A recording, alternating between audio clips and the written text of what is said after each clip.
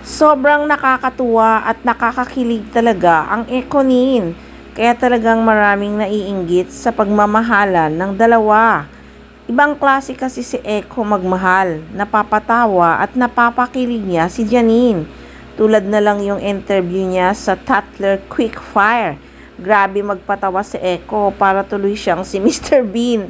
Sobrang tawa ko kasi yung tanong na cozy night in or exciting night out. Sobrang tawa ko talaga sa sagot ni Eko. Night Like out? a night out, like night. No. Cozy night in. Yeah. At yung tanong pala, what song best describe your relationship? That she sings, it's Good Morning Pineapple.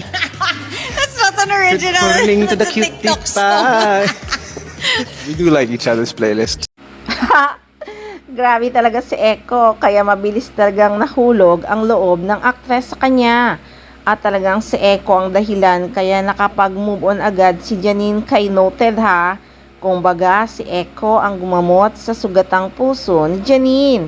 Kaya anuman ang sabihin ng mga kibetsers na ang bilis ma-inlove ni Janine sa lalaki, so what? Ekong may Ekong dumating sa buhay mo, pakakawalan mo ba? At 'di ba sabi nga ng mami niyang si Lotlot de Leon, mag-boyfriend ka ng mag-boyfriend hanggang makita mo ang right man at qualification ng isang lalaki na hinahanap mo. At alam niyo bang wala namang pagsisisi at hinanakit si Janine sa mga naging past relationship niya dahil naniniwala siya everything happened for a reason. Ang blessings pa ng Ekonin, grabe umaapaw, kabi-kabila ang endorsement. May movie pa teleseryeng sinushoot ang actress.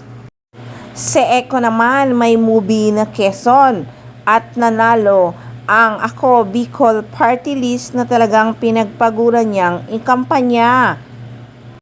Sobrang pagod sa pangangampanya ang aktor kahit nga may sakit siya, talagang tuloy-tuloy ang pangangampanya niya at show sa Bicol.